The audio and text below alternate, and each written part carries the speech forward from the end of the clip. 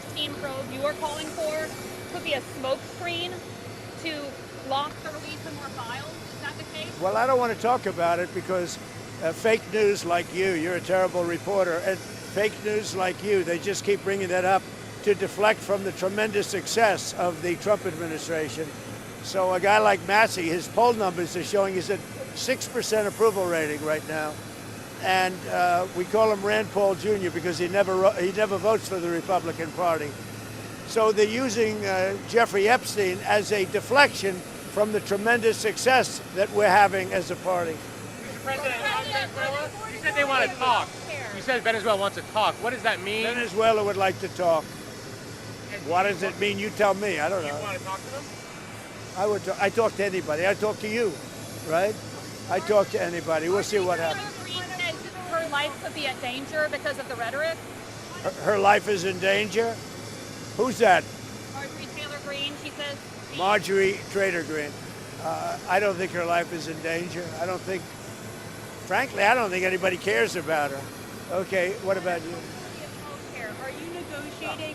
Are you negotiating with lawmakers on health care ahead of a vote next month? We're negotiating with lawmakers, and I've had personal talks with some Democrats. I can't tell you who they are. I just don't want to do that. It's not fair to them.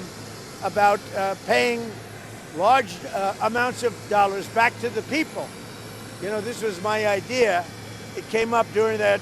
You know, oftentimes under times of stress, like the shutdown, you come up with great ideas that you wouldn't have thought of before.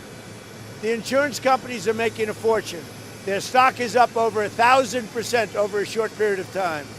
They are taking in hundreds of billions of dollars, and they're not really putting it back, certainly not like they should. When I see this, and when I've seen this over the last pretty short period of time, I said, why do we just pay this money directly to the people of our country and let them buy their own health insurance? And you know, I made that statement, and I made it a little bit cavalierly, but it sounded good. And everybody has picked it up, including Democrats. And I am talking to some Democrats right now about doing that. People love it. We're going to take the money, well, if it gets approved, we're going to take the money, we're going to pay it back to the people of our country to go out and buy health insurance. Now, they can put it in a health account. We can do it a lot of different ways.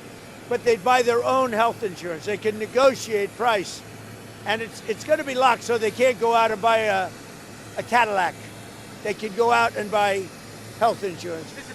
President, Tucker Carlson. Is it time for Congress to move legislation that puts pressure on Russia and puts pressure on Putin? Well, I hear they're doing that, and that's okay with me. They're passing legislation, or the Republicans are putting in legislation that very tough. It's sanctioning, et cetera, on any country doing business with Russia. They may add Iran to that, as you know. I suggested it. So any country that does business with Russia will be very severely sanctioned. We may add Iran to the formula, yeah. Mr. President, Tucker Carlson recently had a friendly interview with anti-Semite Nick Fuentes. Tucker Carlson. What role do you think Tucker Carlson should play in the Republican Party and the conservative movement going forward? Well, I found him to be good. I mean, he said good things about me over the years. I think he's good. We've had some good interviews. I did an interview with him. We had 300 million hits. You know that.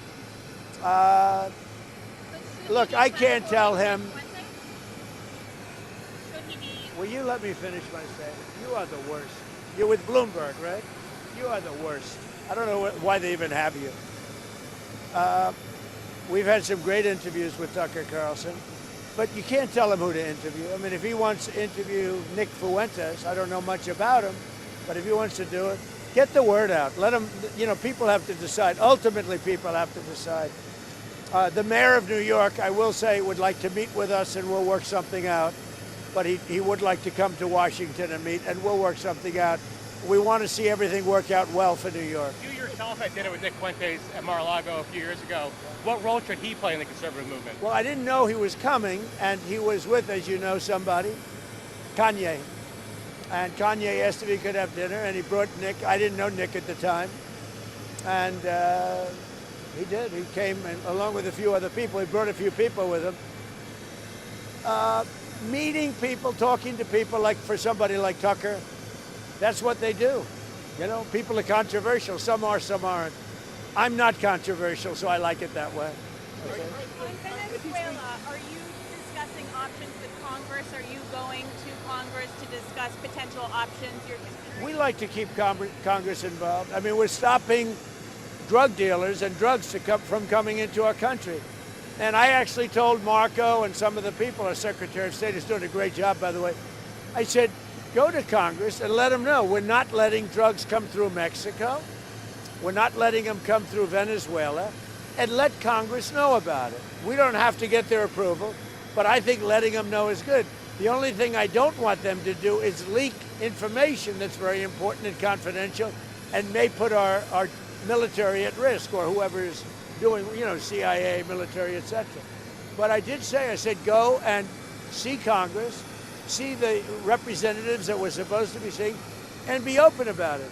If they say, we don't want you to stop drugs from coming into the country, I don't think that would be good. Yes. Are any other countries committed to helping the U.S. with Venezuela, or is all our action still? Yeah, we have great support because it's all about drugs. Well, in Venezuela's case, it's about drugs, and it's also about thousands, hundreds of thousands of people that they've released into our country. And some are gang members from Tren de Aragua, some are many are drug dealers, some are murderers. So in the case of Venezuela, it's the prison population. Their almost entire prison population was released into the United States. You know what that means? Their prison population was released into the United States. And we're getting it out. We're doing an amazing job. We have a strong border now. We have everything. Our country's doing so well. But what the Biden administration did to our country should never be forgotten. And the single worst thing they did is allow 20 or 25 million people to pour into our country. People from prisons, drug dealers, mental institutions, bad people, gang members, to allow that to happen to the United States, totally unchecked and unvetted, should never be forgotten. What they've done to our country is a very big thing. But we are correcting it. We have strong borders now. We have a great economy. The prices are coming down. The Democrats like to use the word affordability, but their affordability was terrible. The problem with the Democrats, they lie. They do it so well. They talk about affordability. But I'm the one that's getting the prices down. As an example, they had the highest inflation in the history of our country. I have it down now to a normal level, and it's going down further. Thank you very much, everybody.